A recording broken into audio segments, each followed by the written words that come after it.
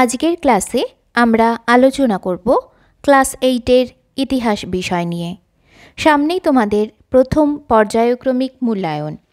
সেই মূল্যায়নে থাকা ইতিহাস বিষয়ের তৃতীয় অধ্যায় ঔপনিবেশিক কর্তৃত্ব প্রতিষ্ঠা। এই অধ্যায়টি থেকে সামনের পরীক্ষায় তোমাদের বেশ কিছু ছোট প্রশ্ন ও বড় প্রশ্নের উত্তর করতে হবে। সেই রকম 60টি ছোট প্রশ্ন নিয়ে দুটি ভিডিও আমি আগেই তোমাদেরকে দিয়েছি। আশা করি সেই ভিডিও দুটি তোমরা দেখেছো। আজকের এই ক্লাসে আমরা 7টি বড় প্রশ্ন ও তার উত্তর নিয়ে আলোচনা করব। এই প্রত্যেকটি প্রশ্ন ও উত্তর তোমাদের সামনের পরীক্ষার জন্য খুবই গুরুত্বপূর্ণ, কারণ এখান থেকে তোমাদের পরীক্ষায় প্রশ্ন আসতেই পারে। তাই খুব ভালোভাবে মন দিয়ে এই প্রশ্ন উত্তরগুলি তোমরা দেখো এবং বাড়িতে তৈরি করো। তাহলে চলো দেখে নিই প্রশ্ন উত্তরগুলি। বিশ্লেষণধর্মী উত্তর ভিত্তিক প্রশ্নাবলী। এই প্রশ্নগুলির প্রত্যেকটির মান 3 নম্বর করে। প্রথম প্রশ্ন, কোম্পানি পরিচালিত আইন ব্যবস্থাকে সংহত করার ক্ষেত্রে কর্নওয়ালিস কী ভূমিকা নিয়েছিলেন? উত্তর, কর্নওয়ালিস ভারতে ইস্ট ইন্ডিয়া কোম্পানির রাজনৈতিক অধিকার সুদৃঢ় করার লক্ষ্যে নানা পদক্ষেপ গ্রহণ করেন। ভারতের আইন ব্যবস্থাকে সংহত করা ছিল তাঁর এক উল্লেখযোগ্য প্রয়াস। কর্নওয়ালিসের ভূমিকা। কোম্পানি পরিচালিত আইন ব্যবস্থাকে প্রথম সুসংহত রূপদানের চেষ্টা করেন কর্নওয়ালিস। 1793 খ্রিস্টাব্দে কর্নওয়ালিস সরকারি কর্মচারীদের সততা, কর্মদক্ষতা ও নিয়মানুবর্তিতা বৃদ্ধির জন্য কয়েকটি আচরণবিধি তৈরি করেন। এই আচরণবিধি মান্য করা সরকারি কর্মচারীদের ক্ষেত্রে বাধ্যতামূলক করা হয়, যা কর্নওয়ালিস কোড নামে খ্যাত। 2 নম্বর প্রশ্ন, কোম্পানির সিপাহী বাহিনী বলতে কী বোঝো? উত্তর, British east India company Mughal সেনা নিয়োগ পদ্ধতি অনুসরণে স্থায়ী সেনাবাহিনী তৈরির উদ্যোগ নেয়। উত্তর ভারতের কৃষকদের কোম্পানির সেনাবাহিনীতে নিয়োগ করা হতো, এমনকি তাদের সাধারণ মানুষের থেকে আলাদা করে রাখা হতো। সেনা নিয়োগের ক্ষেত্রে কোম্পানি পূর্ব প্রচলিত জাতভিত্তিক ধারণাগুলির বিরোধিতা করেনি।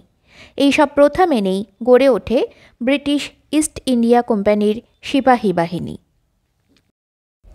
3 নম্বর প্রশ্ন, ব্রিটিশ কোম্পানির প্রশাসন ব্যবস্থায় আমলাতন্ত্রের ভূমিকা কী ছিল? কিভাবে আমলারা একটি সংকীর্ণ গোষ্ঠী হিসেবে ঐক্যবদ্ধ হয়েছিল?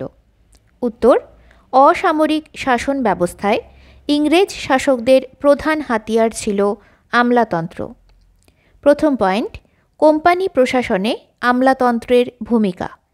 শাসন পরিচালনার নীতিগুলি নির্ধারণের ক্ষেত্রে আমলাদের স্বাধীনতা ছিল না। আমলাদের কাজ ছিল সরকারের গৃহীত নীতিগুলি প্রয়োগ করা। পরের পয়েন্ট, আমলাদের ঐক্যবদ্ধকরণ। কর্নওয়ালিস ইউরোপীয় প্রশাসকদের প্রশিক্ষণ দেওয়ার জন্য ফোর্ট উইলিয়াম কলেজ প্রতিষ্ঠা করেন। সিভিল সার্ভেন্টদের প্রশিক্ষণ দেওয়া শুরু হয়। এই কলেজে পড়ার ফলে সিভিল সার্ভেন্টদের মধ্যে এক ঐক্যবোধ তৈরি হয়। সিভিল সার্ভেন্ট বা আমলারা নিজেদের এক আলাদা গোষ্ঠী হিসেবে ভাবতে শুরু করেন। তাদের মধ্যেকার এই ঐক্যবোধ ও সংকীর্ণ গোষ্ঠী ভাবনা ব্রিটিশ ঔপনিবেশিক শাসন পরিচালনার পক্ষে সহায়ক হয়েছিল। 4 নম্বর প্রশ্ন, ব্রিটিশ প্রেসিডেন্সি ব্যবস্থা কাকে বলে? উত্তর, ব্রিটিশ ইস্ট ইন্ডিয়া কোম্পানি ছিল একটি বণিক সংস্থা। ভারতীয় উপমহাদেশে সুষ্ঠুভাবে বাণিজ্য পরিচালনার লক্ষ্যে তাঁরা ভারতের বিভিন্ন অঞ্চলে কিছু বাণিজ্যিক ঘাঁটি তৈরি করে। এই ঘাঁটিগুলির মধ্যে অন্যতম ছিল মাদ্রাজ, বোম্বাই ও কলকাতা। পরবর্তী সময়ে এই 3টি বাণিজ্য ঘাঁটিকে কেন্দ্র করে গড়ে ওঠে ব্রিটিশ প্রেসিডেন্সি ব্যবস্থা। 5 নম্বর প্রশ্ন, কোম্পানি শাসনে জরিপের ক্ষেত্রে জেমস রেনেল এর কী ভূমিকা ছিল? উত্তর, ব্রিটিশ ইস্ট ইন্ডিয়া কোম্পানির শাসনে জমিই ছিল অর্থনীতির মূল ভিত্তি। ব্রিটিশ কোম্পানি জরিপ বিভাগের প্রধান হিসেবে জেমস রেনেলকে নিয়োগ করেন। রেনেল বাংলার নদীপথগুলি জরিপ করে মোট 16টি মানচিত্র তৈরি করেন। কোম্পানির তরফে জমি জরিপ করা ও তার ভিত্তিতে রাজস্ব নির্ণয় করা বিশেষ গুরুত্ব পায়। জমি জরিপের পাশাপাশি বাংলার নদীপথগুলিও জরিপ করা শুরু হয়। 6 নম্বর প্রশ্ন, টিকা লেখো মেকলে মিনিটস।